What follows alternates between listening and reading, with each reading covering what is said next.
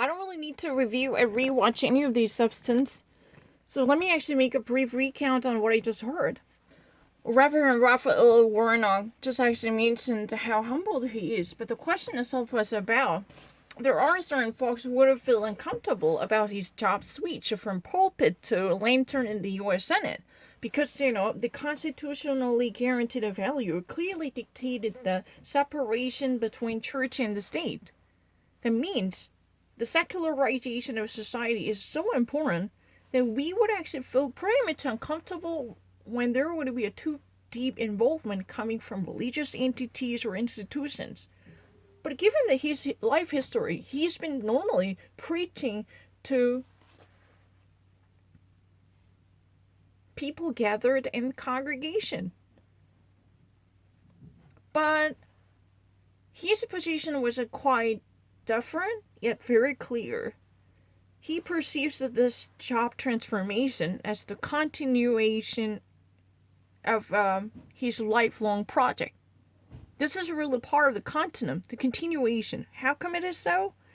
Because he's been so devoted to realizing social justice in and outside the church. That's what brought him to ministry. He first went to seminary schools and then he became ordained a priest. Why? Because through that venue, he was able to perform his own version of social justice. He was very much dedicated to securing health care for every American and securing housing rights for all of them. Or even, he had enormous faith in the social welfare programs, leveling the field between different classes or genders and discriminations. This would be the buffer zone that would absorb shock coming from unforeseeable dangers or inequalities in our society. He himself was a recipient of a Pell Grant, and he himself was the first college graduate in his household. By the way, his household had 12 different children, and he was 11th. He was the 11th child. But he actually managed to live this American dream. His story was only possible because the American society provided him with equal opportunity to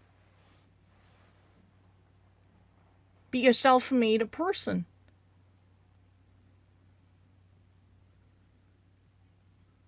He was able to become a bootstrapper because there were enough opportunities that sustained him throughout his course of life.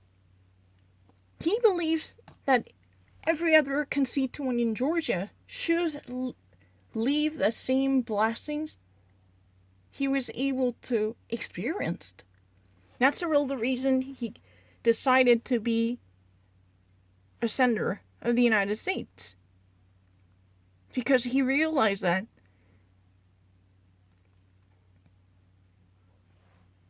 preaching to the converted was not enough. He was in need of reaching out to broader communities by knocking on the door of every other member. The most efficient way to do so was running for Senate.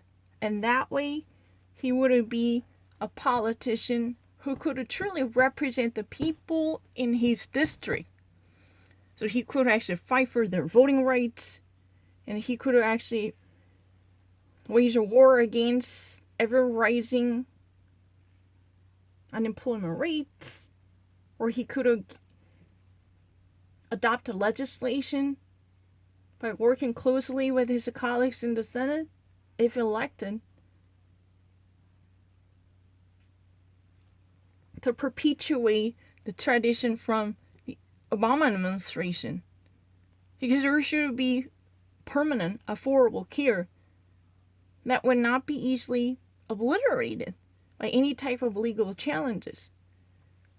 so every American can enjoy permanent access to universal health care. That type of job or that type of vision was what propelled them to aim higher. I mean, I didn't really need to repeat that one, but my message was a little bit redundant. Let me actually, walk you through what he said. The question is, how would you actually navigate through the U.S. Senate in the midst of this type of discomfort, normally arising from your job change? Because so far he was preaching behind the pulpit in the church, but he's going to now stand behind the lantern in the U.S. Senate, if elected. But there is a certain policy, not really policy, this is a really legally recognized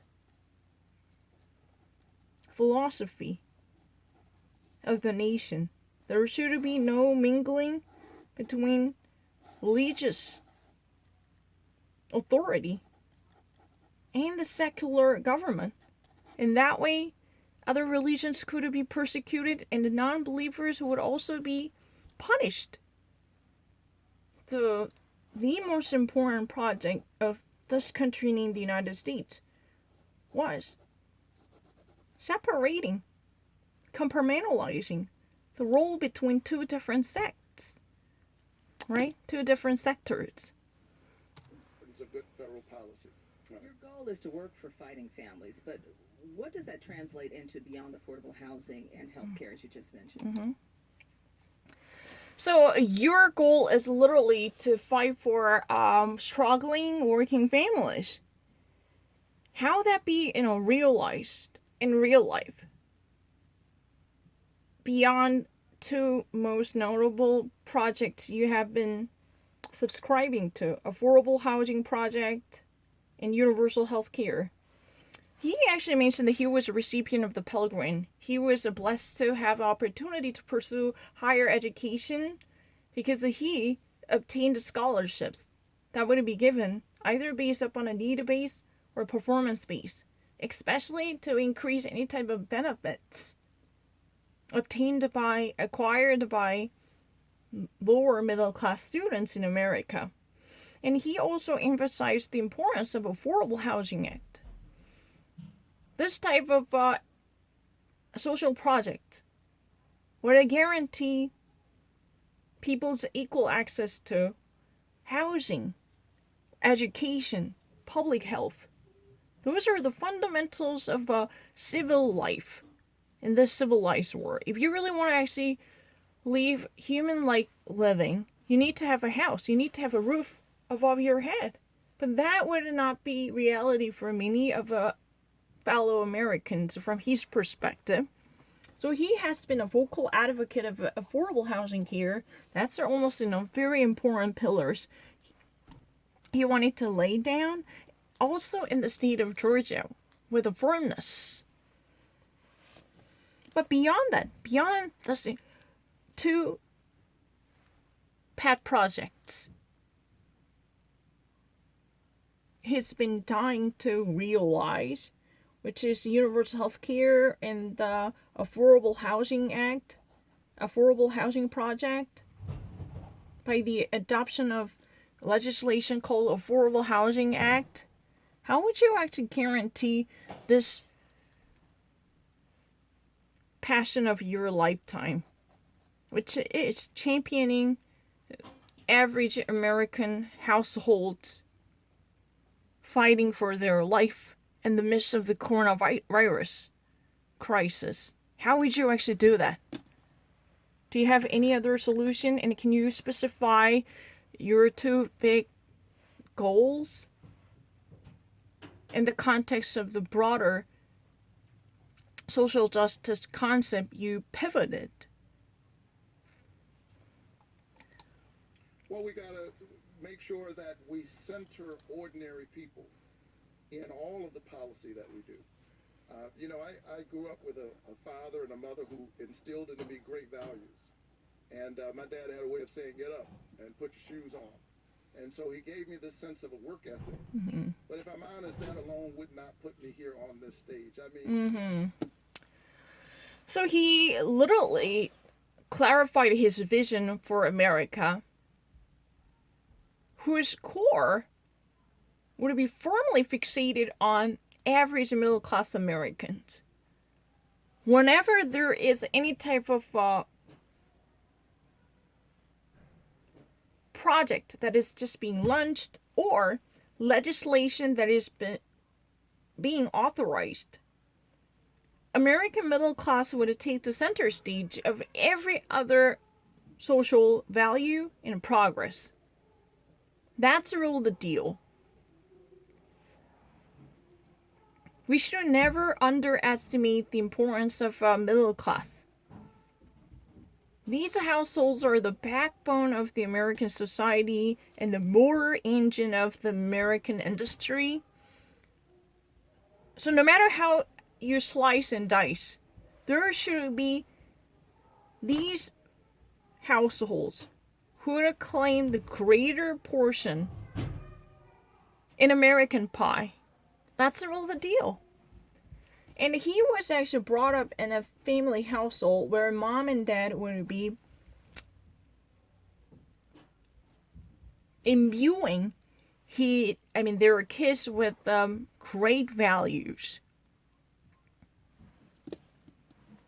So when he was young, his father normally said, "Hey son, get up and put your shoes on." What does that mean? Hey, you get up, you need to actually have your shoes on? No. Put your shoes up. That means you have to actually be ready and get the ground running.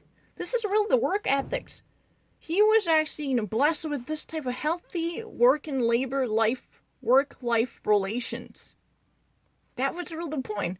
His father was not procrastinator, or his father was not a daydreamer, but he was a very pragmatic person whose value system revolves around the down-to-earth work ethics. That's really the reason he wanted to deliver this message to his kids. He heard that. Hey, wake up and put your shoes on. What does that mean? Not really put your shoes up, get ready to go somewhere. It's like, every single time if there is a new day, you have to actually be ready to work. You should never idle your day away. That was really the very fundamental notion brought by his father, who was, very pragmatic and a practical embodiment. And had this type of idea not been there, then he would never be here. He would have never been a pastor working diligently for the delivery of social justice on behalf of the rest of Americans in his community. That would be unthinkable. He would never be a first college graduate in his household. No way. This type of all the great success in his life was indeed possible. All these brilliant accomplishments and the successes were somehow enabled because he was in the first place taught to be that way by his father. The instruction of his father was so poignantly perpetuating in his heart. So, people might actually think that I would never understand what's underlying. Hey, son, get up and put your shoes on. This is not really, you need to actually, have your shoes on your feet. No, we're talking about the readiness. If there is a sun above the sky, yeah. If you have the sun in the sky, then you need to actually get yourself ready and hit the ground. You have to get your work done. You cannot actually, twiddle your thumbs.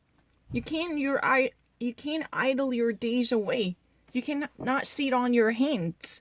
These type of acts are not available or not acceptable, tell the truth.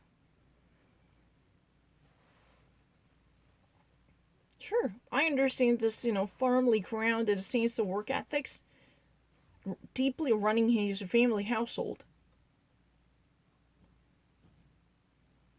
once the new day comes, everyone in the household should be ready to get things done, or at least get themselves ready to tackle whatever problem they were facing.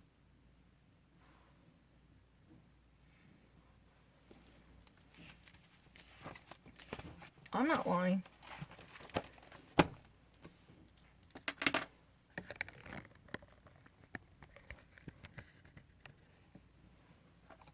Here's a kid who grew up in public housing. I'm running for the United States Senate against the wealthiest member of Congress. Wow. So he actually now delivered a very impressive transformation he experienced. This is a really amazing Bildungsroman he actually could convey to the rest of the audience. Hey, look at this. I was the kid who grew up in the public housing. That means my area, my neighborhood was no less than a slum. It's really the ghetto, tell the truth. This would be the sanctuary city for crimes and illegal activities. But I somehow managed to fight against that destiny. Now running for the U.S. Congress, standing right next to one of the wealthiest members in the Congress, whose wealth would be stellar even amongst those elected officers in the Congress.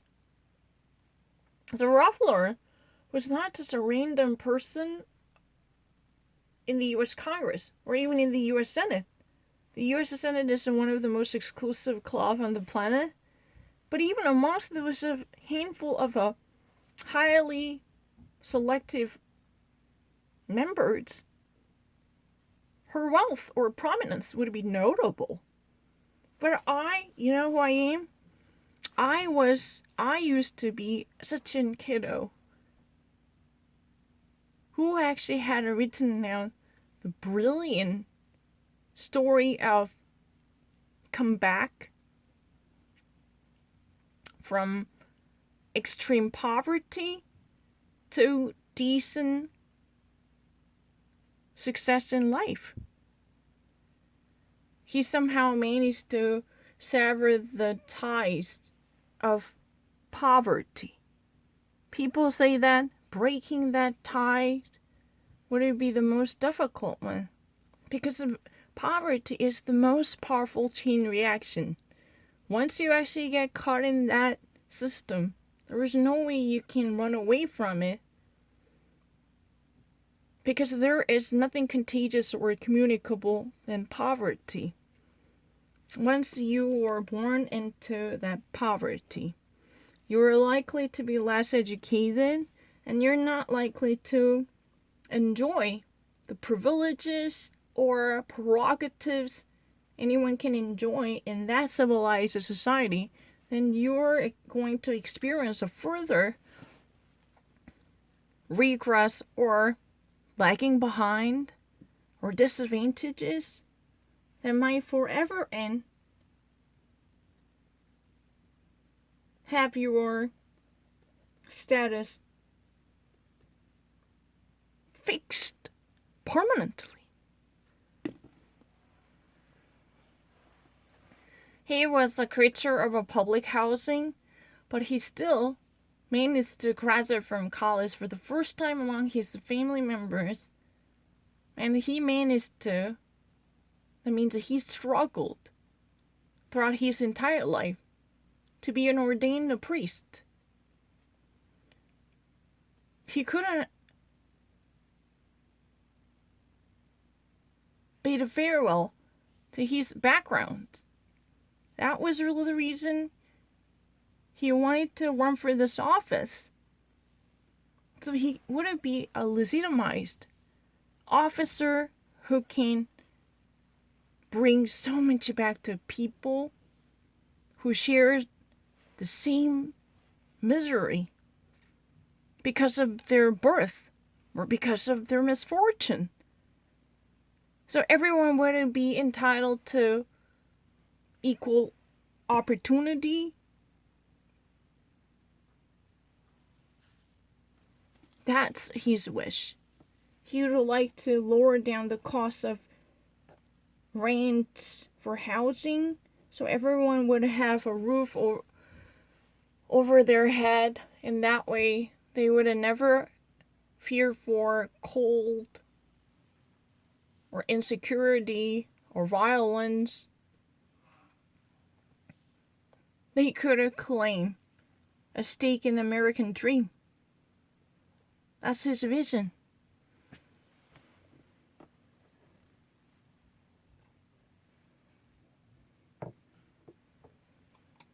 Only in America is that possible.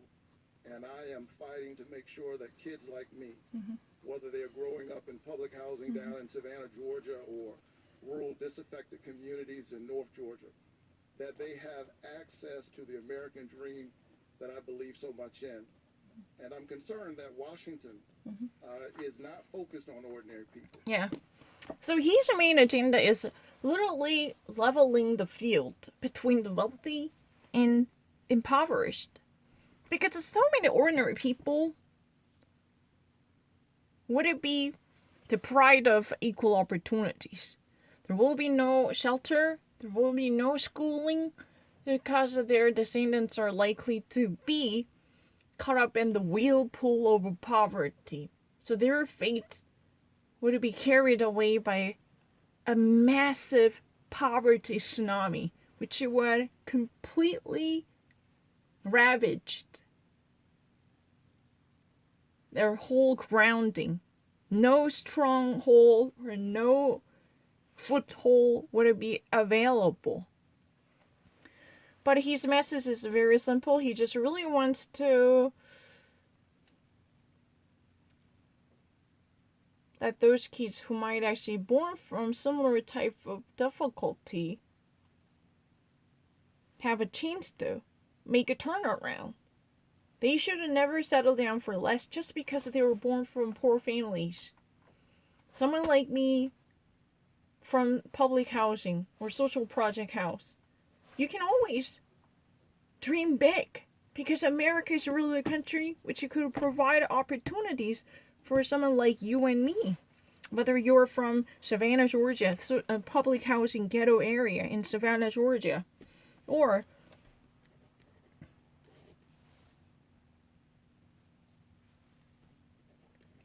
rural or distant slum area in North Georgia, doesn't matter. What type of poverty you might experience, whether that would be the city, inner city ghetto, or there might be rural, remote hinterland. Literally, you're coming from podunk. Doesn't matter. I mean, maybe, poverty has a different shapes, for sure. Whether you're actually, living in the ghetto-ish building inside the city, or whether you're actually living in the middle of nowhere, the back of nowhere, or in the podunk, or in no available infrastructure would it be obtainable because of its remoteness. Doesn't matter. We all could overcome the pre-existing conditions. You can break out of that poverty chain. You can break the links, which might be the toughest, to propagate its own replica. Because poverty is the most heinous virus. Because its propagation rates would be so mesmerizing. But you can still come out of it. You can sort through the existing conditions. How? Because America can offer you chances.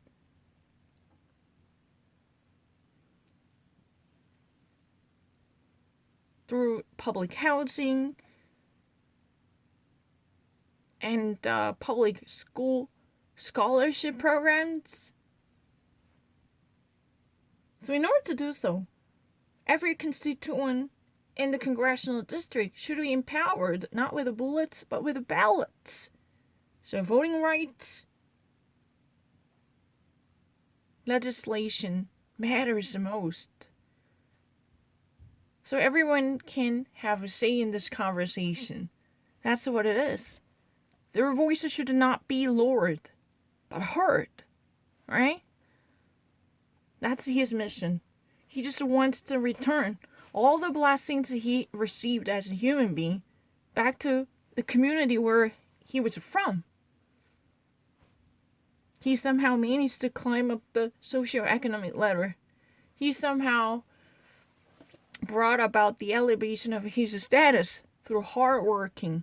For sure. Everyone wants to give kudos to his success. But that's not really the end of the story. Because he wants to include more people in this social project, by which his life was greatly improved. You can't tell the difference between Washington back rooms and corporate boardrooms. My opponent represents the worst of that kind of problem. And one another problem he really wants to stick to is the creed of Washington. There is almost no difference between the Wall Street boardroom and the Washington, D.C. If you ever actually go to Congress, you would actually look deeper into the congressional members' profiles. You would actually notice that. Is this person a CEO or a boardroom member from the Fortune 500 companies? Or is this person an elected officer from certain state to represent the people in our society? No one can actually tell that apart. It's very tough. Why? Because Washington, D.C. is morphed into the continuum of Wall Street, D.C. That means Washington, D.C. has morphed itself into the continuum of Wall Street. What can I actually say? It's silly. But the thing is, that means Wall Street's influence would be so powerful to tap into every corner of Washington, D.C.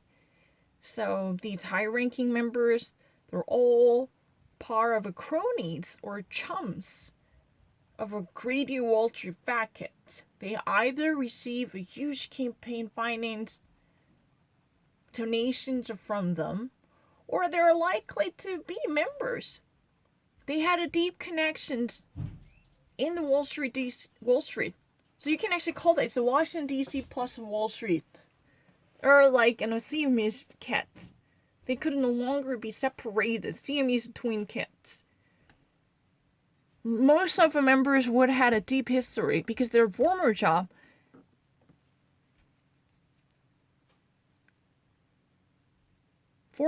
posts were likely to be either Wall Street fund manager, or Wall Street corporate lawyer.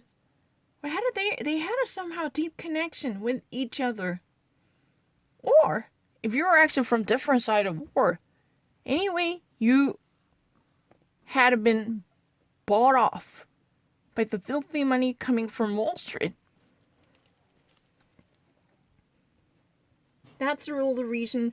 So in these days, the Beltway system couldn't care less about ordinary people, because they're really the entity serving the interests of special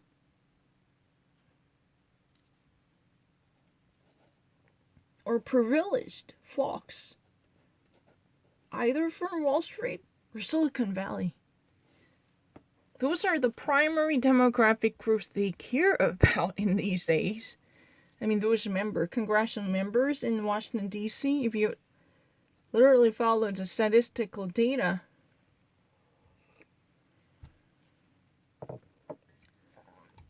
And that's why I'm grateful for this opportunity. That's all the reason why he's so thankful for this moment. He's been very appreciative of this opportunity to ever campaign for the beliefs he has been advocating for years, even when he was a priest, right? Now, you know what? He just really wants to step aside from that title as a reverend and a pastor.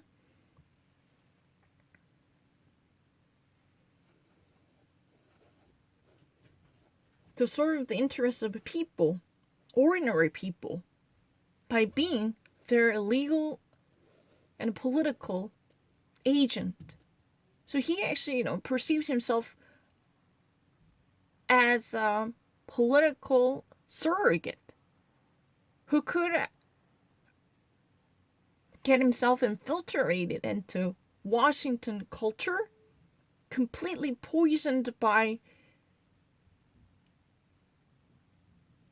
the filthy money of Wall Street in Silicon Valley or mega corporates, at the behest of average Joes and Janes.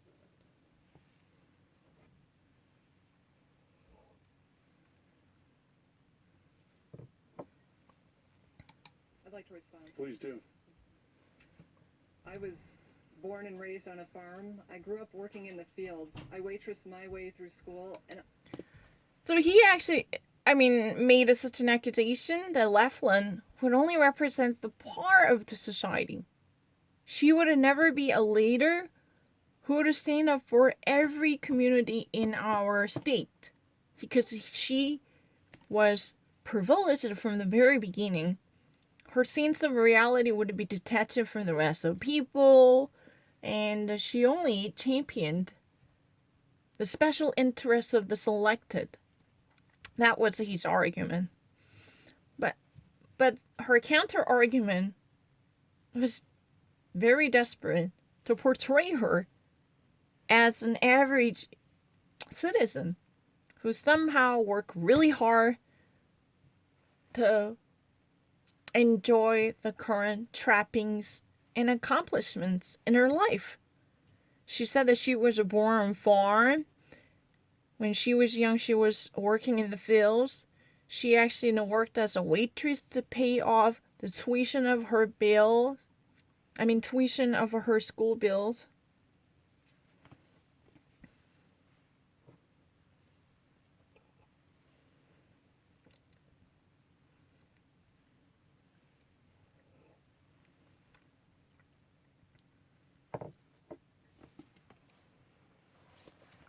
It's really like she's playing in Peoria. She really wants to portray or paint her profile with a very broad stroke, but you were to help her to be more like one of us. She said she was born on a farm. She was working in the fields, so she was not on to the very, very savory taste of hard work and diligence. And she eventually had to toil and moil to graduate from college, right? So it was very difficult for her to obtain a degree because she had to be independent throughout the college by working as a waitress. She moonlighted as a waitress. Her day job was a school student, but she couldn't be a full-time student probably because she had to work her way through, right?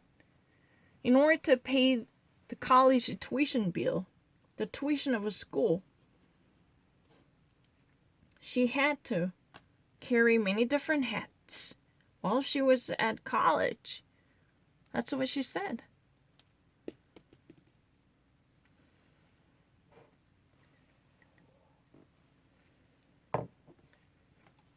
I was the first in my family to graduate from college.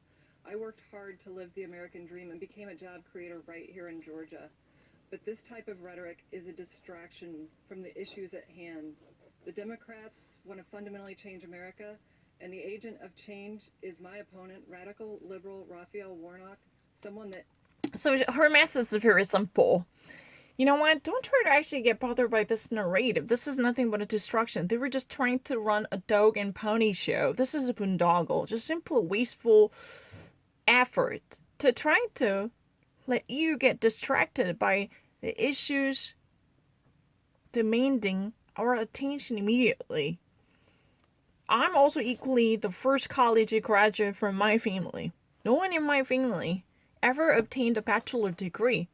I graduated from college while working really hard as a waitress to pay off the tuition bill, or even actually, pay off the student loan eventually.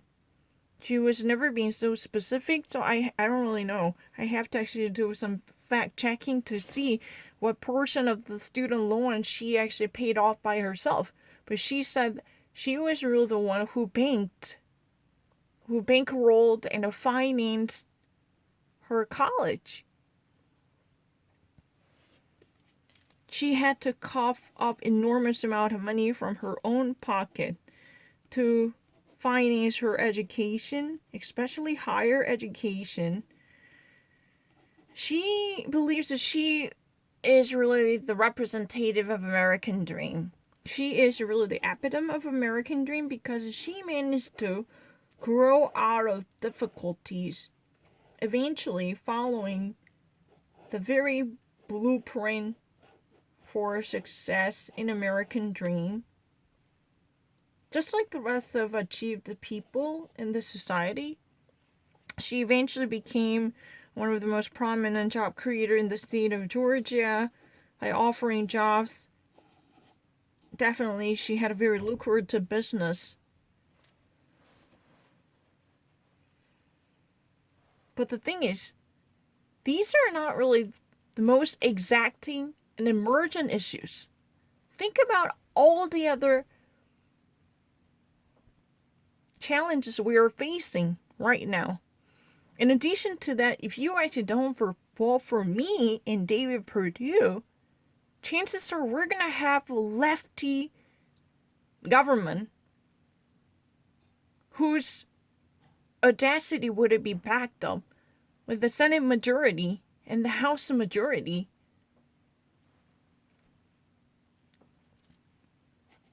both by Democrats, then that would be the total disaster.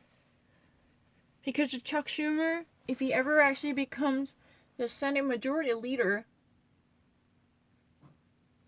is hell-bent on changing the nation's color and adopting more of a radical agendas. Their agent is Raphael Warnock, this radical extremist who's been willing to stop at nothing. This is her message. Hey, we should actually gather our thoughts to think about it. We don't really need to process lots of information. Think about what's been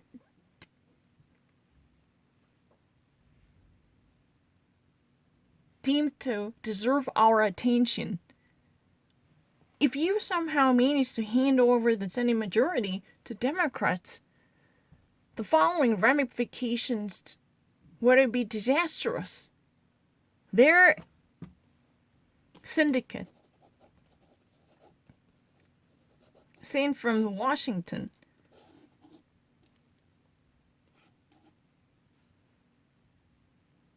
to be part of unfounded, radical, extreme change, even at the cost of polluting and contaminating the value system of Georgians for years.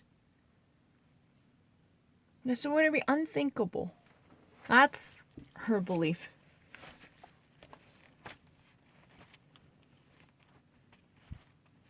Yeah, well. That has attacked police from the pulpit, someone that has attacked our military, someone that has agreed to raise taxes on hardworking Georgians as much as $2,000 per family off the bat. That's not what Georgians need to get through this pandemic and get our So, she somehow had to become very specific by citing some of the past history laid down by Reverend Warnock. Believe it or not, he actually preached about this type of radical messages. Tell the truth, I do not actually think that his message was flawed, but he attacked the brutality of a police. So he suggested defunding police for sure, and he once talked about raising taxes. According to her estimation, it would actually burden every household in Georgia.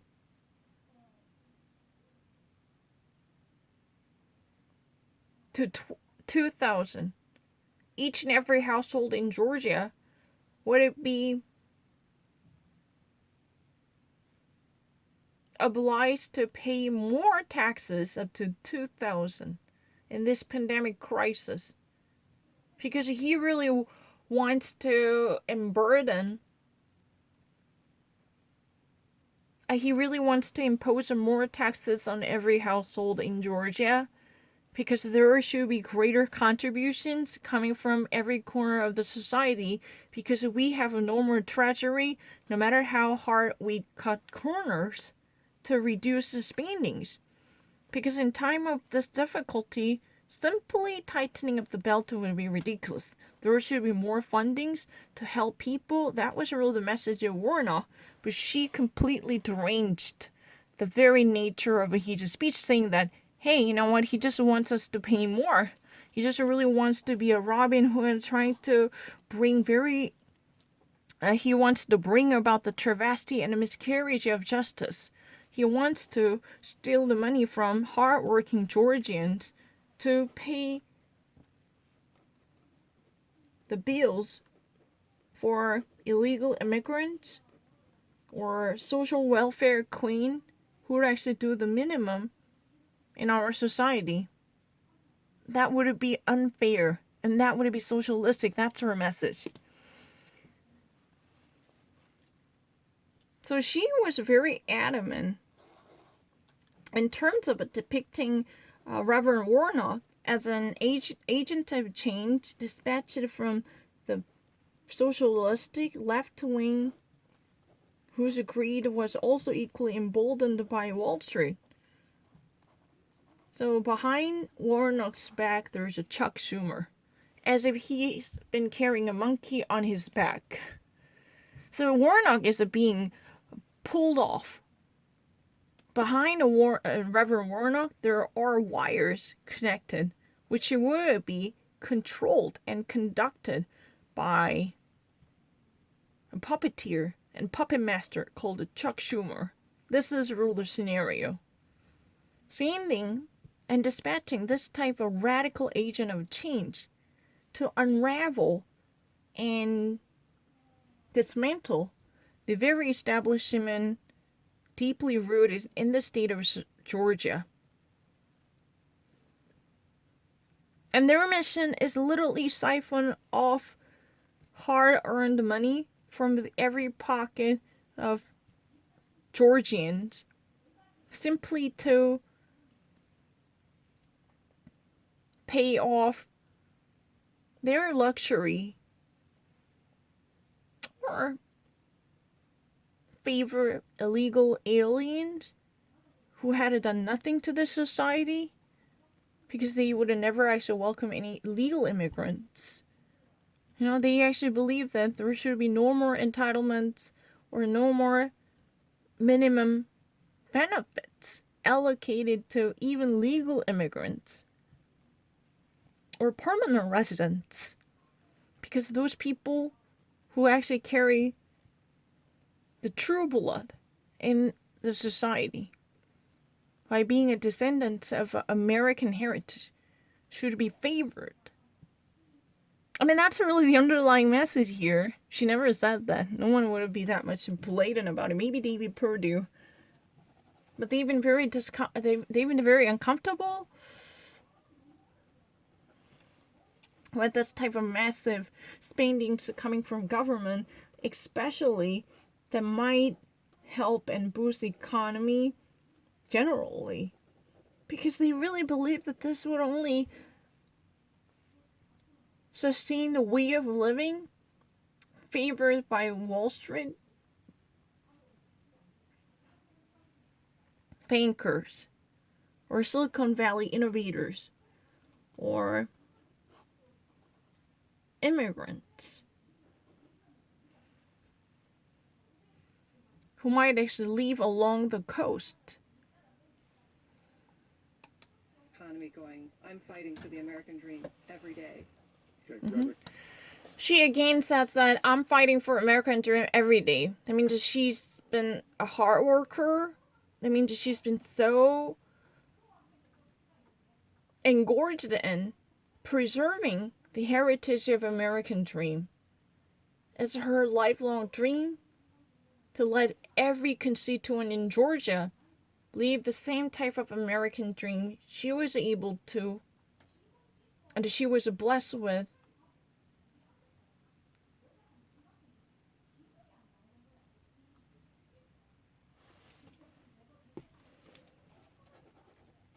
She was able to live that kind of dream, but she wants to keep it for real for the rest of people who join her later. And you're going to have an opportunity to respond to those things because I know Greg is going to get to them. It's his turn to ask you a question. Yeah, I have a question on that same topic. You've been attacked for comments you made from the pulpit about law enforcement and the military, foreign policy, among others.